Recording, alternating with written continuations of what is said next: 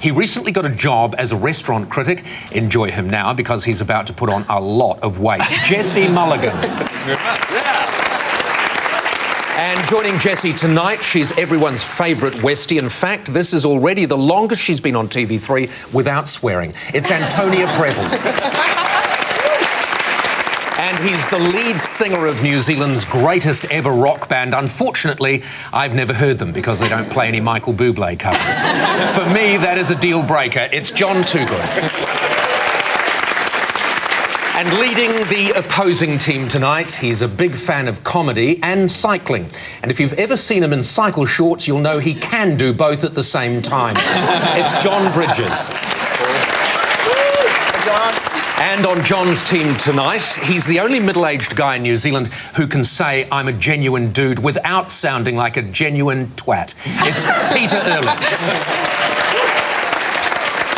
And finally tonight, one of the only men who has his hair cut with a line trimmer, it's Rhys Matheson. You're welcome, sir. Rhys. All right, let's get to our first round home truths, where our panellists each read out a statement from the card in front of them. To make things harder, they've never seen the card before, so they have no idea what they'll be faced with. It's up to the opposing team to sort out the truth from the lies. And we will start with John Toogood. Okay, I'm so obsessed with the game Jenga that I have 4 different Jenga sets and 5 books about Jenga. What are the 4 sets? The 4 sets of... It's not written there. What? It's not on the card. Well, you know how you get the big ones and the mega blocks and then the little blocks and then the tiny blocks. So now the miniature blocks. Now I've you got do all know. 4 of them. Okay, great. That's the highest you've ever built a Jenga tower to, from the desk upwards. I reckon. Yeah, about that. I don't know if he's ever played. That's not very high, is it? That's pretty high. That's pretty high. No, it's not, is it? Yes, it is. That's like double the height. Have you not high. played? I don't know Jenga. John, shout bloody Jenga Jenga. the way you would shout Jenga if you'd won. Jenga!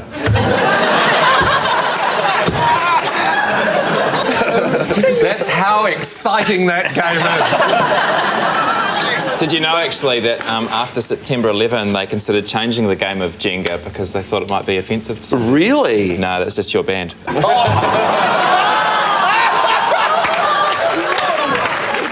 Have you ever written any of your pop songs or rock songs about Jenga? That would be ridiculous, John. You should. Ridiculous. You own books as well. Can you give us the titles of 3 of the books about Jenga?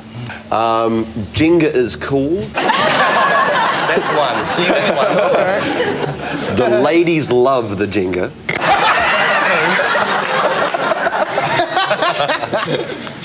And let's get serious. It's Jenga. What do you think, Peter, about this Jenga-based story? John Toogood, you're telling the truth. Wow, what do you think, Rhys? That was kind of intense. But She okay. felt it. Gaboosh. What do you say? I want those names to be true so bad. But not bad enough to throw the game, surely. I'm saying it's true. Do you mean you're both saying it's true? Yep. Despite those outrageous titles. Oh my God. Now I'm either going to look like a chump for going against my team, or we're going to play the game properly. Well, it won't be the first time, John. Make it Okay, more. you go. All right. You back yourself. It's an outrageous lie. So he's gone against his team and says it's a lie. John. It is a lie. You guys. Yes, an outrageous lie. It isn't all lies, though. You can actually buy books about Jenga. Just ask at your local bookstore. And while you're there, ask for a copy of What Was I Thinking by Paul Henry, a gripping tale by New Zealand's leading broadcaster, Peter Ehrlich. I wrote the Warriors' victory chant, which the team sing in their dressing room whenever they've won a match. So Peter claims he wrote the Warriors' victory Is that chant. true, bro? Good try. Before we go any further, I think straight away you should probably give us a sample of how the chant goes. Yeah. Definitely. Can't do it. What? Well, I think you can. It stays in the dressing room. It's never shown on TV. John? Okay, rugby league. Yeah. They have cameras in the dressing rooms. Right. You see them having their team talks. at half-time. You see them warming up beforehand. You see them after the game. You very rarely, I think, John, ever see them doing that chant. And you never really hear the lyrics because some of the lyrics, you know... So what you're saying is they're pretty intense, bro. They're pretty Swearing in the lyrics. So what you're saying is they've got like this camera in the corner of the dressing room which goes pre-game, the whole game, half-time, then after the game, for 5 minutes, someone comes up with a sign that says chant time that blocks out what's happening, they take it down again and we're back on. Yeah, well, it seems to be. Why did they ask you to write the chant? He's written some cool songs too. I'm approached a you? big Warriors fan. Everybody knows that, Antonia. For heaven's sake, Antonio. Peter is playing this game on a whole different level. Can you hum the rhythm? That's a tempo. We flipping one. We flipping one. We beat those flipping flippers and we flipping one. You do it. We flipping one. I could imagine Manu Vadavai doing that, you know? The beast. Yep. We flipping one. I don't think so, bro. It's time to make a decision now, Jesse. I think it's a lie. Yeah. I think it's a lie as well. Yeah. We think it's a lie. A flipping think lie. We think it's a lie. Ba-dum, ba-dum, ba, bum, ba, bum. All right, Peter, obviously they are convinced it's a lie. It's the truth.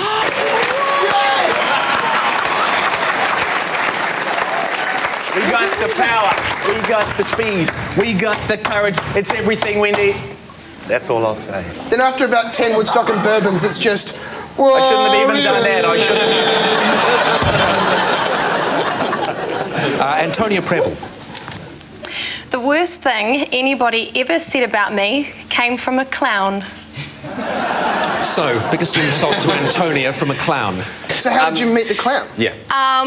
At an acting school in Paris. He was my teacher. Yes. Clowning is an extremely profound, ancient, very highly skilled mode of performance. And I was studying it with him in Paris. It takes years of training to be that much of a douchebag.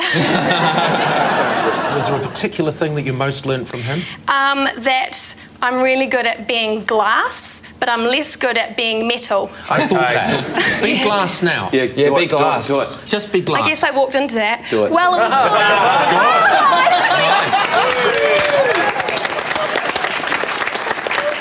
of... Well, it was sort of along the lines of sort of like this, and then a bit of sort of shimmery movement like that. Oh, but that is somehow true. It's I true. managed to be really transparent. That That's is- what he said, but that wasn't the mean thing. Could you just, at the risk of this taking too long, be metal for a moment? Yeah, do it. Oh, I was sort of trying to be a spring or something, and he said I was being too stiff and it was just not all good. I preferred Yeah. the glass. Was our clown man? Was he dressed as a clown at the time with the nose and the shoes and the? No. And it You're erased- thinking very cliched images of clowns, but Sorry. clowning, you know, the art of clowning, it's all internal. So Your was- internal clown. I love the idea of these clowns sitting around going, oh, clowning is so cliche. What was the actual insult? Basically, I'd done an exercise on the floor, and then after you've finished, the clown teacher sits there and he sort of judges you. Oh, and when he's had enough, he bangs a drum, which could be after 10 seconds or after a few minutes. So I'd maybe been going for a minute, and then he banged his drum, and then he sort of standing there going, oh gosh, Judgment Day, what's going to happen? And there was this silence, and then he goes, how many people in this class are homosexual? How many of the boys are homosexual? Because it was an acting class in Paris, quite it was a all few. of them. Yeah. Quite a few, maybe 50% of the guys put up their hands. And then he said, okay. And after seeing Tony perform, how many of the straight guys want to be homosexual? Wow. And how many put their hands up? All of them. All of them put up their hands. Yeah. And then he banged his drum. Yeah, pa-ra-pa-pum-pum. And it was over. All right, some very fulsome answers there, John, for your team. Time to make a decision. What say you, Reese? I think it's true because Antonia is so nice and everyone's so nice to her that someone just saying, oh, you could probably turn a straight guy gay would probably be the meanest thing anyone's ever said to her. You've had a lot meaner stuff said to you, haven't you? I've had faggot yelled from a van door. And that was just me when we got to the studio. The caterers. Okay, Peter, what do you say about Antonia's story? I'm with Reese, it's true. It's a very good lie if it's false, so we're going to say it's true. Antonia, they all think it's true. It is true. Good. All right, well done. Well done, sir. Well done. And at the end of that round, it is almost unbelievably a tie. Join us after the break when we'll be playing this. The next round is called This Is My, where we bring on a mystery guest who has a close relationship to one of our panellists. Now, this week, each of John's team will claim it's them that has the genuine connection. And it's up to Jesse's team to spot who's telling the truth. Please welcome this week's special guest, Barney. All right, John, so who is Barney to you? This is Barney. He's teaching me to act. That wasn't supposed to be funny. Why do you laugh? Reese. This is Barney. Barney is a pencil maker, and I buy all my pencils from him. And Peter. This is Barney. He is one of several people who failed to catch me when I stage dived once. We'll start with Peter. How many people were there before you dove off the stage? I'd say there was, 8, 9, 10, something like that. And did they all fail to catch you, or does just Barney go buy himself a There drink was a and let sort the of team down? parting of the ways and... John, let me ask you this, as a rock and roller, would you dive into a crowd when there were just 8 or 9 or 10 people? Yeah. Is it a brave man or a stupid man that jumps into a crowd of 8 or 9 or drunk 10 man. people? Yeah, it's a drunk man. Was it planned or was it spontaneous? Spontaneous. Do you often jump into flocks of 8 or 9 people? I've done less. Have you? What's your minimum? 1. How did that go? He's in a wheelchair now. Okay, thank you, Peter. We'll move on to John Bridges now. And what was your claim again, John? Barney's teaching me to act. Okay. He's my acting teacher. Is it a one-on-one class, or are there a flock of you? No, it's a one-on-one class. It's not a 8, flock. 9 or 10. No, it's one-on-one. It's more of a tutor sort of situation, I guess, an acting tutor. What sort of acting does he teach you? Realistic. Realistic is not a style of acting. Why do you want to learn acting? I'm going to be doing a TV commercial and I really can't act. In your classes, what sort of exercises does Barney get you to do? Well, we've got the script from the ad, or the things that I'm supposed to do. We don't do any existential stuff. We just basically stick to what I have to do on the day because that's all I'm going to be able to get Can through. you give us an example of what that might be? Well, it's just it's an ad for a heat pump ad. John, just very quickly stand up and work through your scene in the ad. Okay, well, I have to come in the door, and so we'll just pretend my skills are getting pretty good. Okay. Well, you stood up really well. Really well. So it's more or less just hello.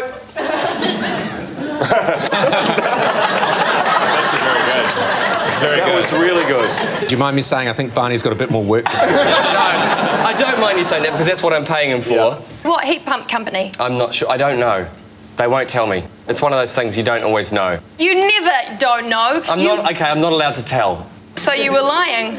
Yes. They don't want the publicity.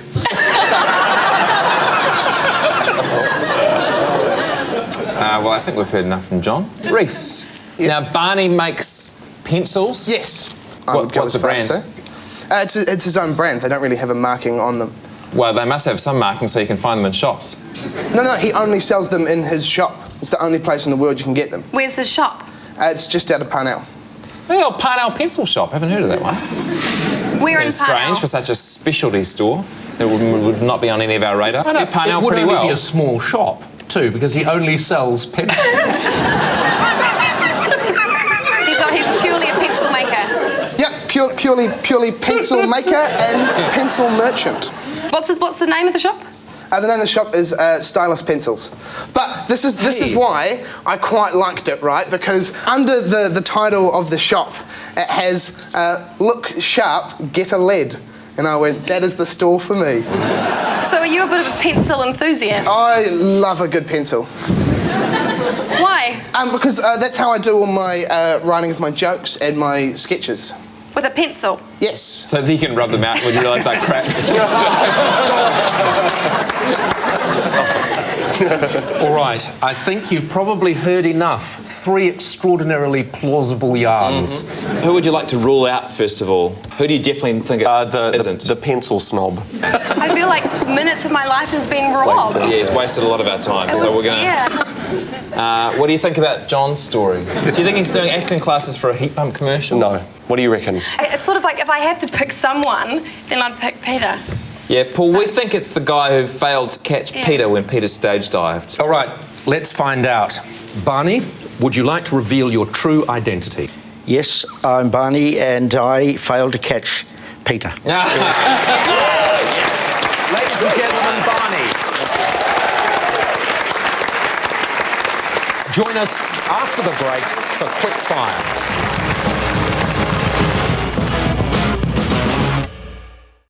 Welcome back to Would I Lie to You and our final round, Quick Fire, where our panellists lie not only through their teeth but against the clock. And again, they don't know if they're about to read out a true fact about themselves or a made-up fact that they have never seen in their lives before. Reese.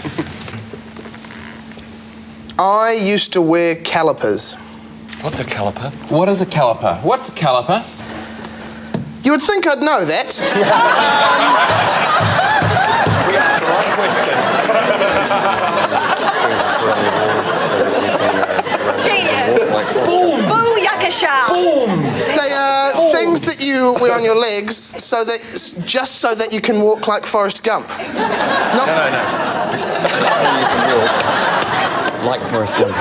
so that you can walk like Forrest Gump had. Not, Oh, really? You're not walking to look like Forrest Gump, is what I'm trying to Now, of course, say. you all have to realise that this could be a very clever ruse. Double bluff. To be fair, I don't think he seems the type. What age? I was the age from, I think it was... Standard caliper age. Why were you wearing calipers? I have, when I went through kind of my first growth spurt, it came out that I have a condition where my bones grow faster than the tendons and stuff, so they stretch, and it made it quite painful to walk. Do you have to get them custom made for your? Yeah, we had to go to a specialist. Who was the specialist? Dr. Woodrow McLean. Sorry, can I just get that name again, please? It was Dr. McLean. Yeah, what was that first name? Woodrow. You can probably make a call on this. We say lie, Paul. Is it a lie or the truth? Lie. Yes. Surprise, surprise. Clearly, that was always going to be a lie. Calipers are very, very old-fashioned, and Reese was only born 25 minutes ago. Jesse. We used to drive backwards on our family trips. Where are you from? Hamilton. True. Quick fire. True. Done. True. Let's find out more. All the way? No. Out the driveway. No, we would drive forwards out the driveway. And then maybe if we were going to, like, the Coromandel, you know, we'd course. get to, you know, Pyroa and go, we're going to go in reverse. A number of times, Jesse. Very regularly. name- And not just on holidays. And, sometimes just around the city. What sort of cars? Can you remember just the the cars? one car, because Yeah. that was the only car that would occasionally not be able to go forwards. And yet, your family would choose to go on trips in... There was some discussion about whether we should go on the left-hand side of the road or the right-hand side of the road. Because if you're on the right-hand side of the road, you'd at least be facing the right direction. Yeah. But on the left-hand side of the road, you'd be travelling in the right direction. How long did the backing take? You know, I mean, was it 100 yards to how long? As long as we felt we could get away with it. All right, John, time to make your mind up. What do you think? Fabrication. We don't think it's true, do we? No, he's got the cold, dead eyes of a liar. Well, in fact, it is true. John Toogan. Right. Possession. Right? Right, so under your desk there will be an item. If you could show it to us and tell us what it is. This is my guitar pick that Angus Young from AC/DC gave me. I carry it everywhere I go. That's So awesome. when did he give it to you? It was Western Springs 2 years ago. Were you supporting them that day? Yeah. That's so cool. You're Yes. so cool. No, it's cool. What was the moment when he gave you that pick? Story. It was backstage. I was surprised at how small they were. Like, how short are they? They're like, they look like jockeys. Without the horses. Without the horses, but guitars instead, and they had really cute little voices. So what are the distinguishing marks on that guitar pick that you don't get it mixed up with others? It says AC/DC on it. That is a distinguishing. John, can you buy those commercially, or are they... No. These ones? Yeah. No. Those are band only. This was Angus specifically. Angus specifically. How did Angus use it? Give us Angus. He does the two-step, dude. It's like. You don't have to get up. No, it's true though, man. He goes. He's wearing his it's full like, uniform. He moves like Yeah, that. he And he does goes. like that, yeah. 1, Yeah. 2, 1, Yeah. 2, 1, Yeah, 2. beautiful. Yeah.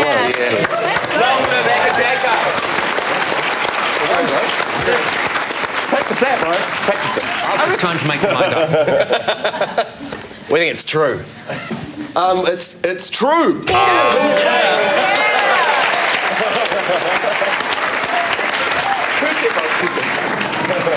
Yes, it's absolutely true. They're the only things he can fit in his tiny little trouser pockets.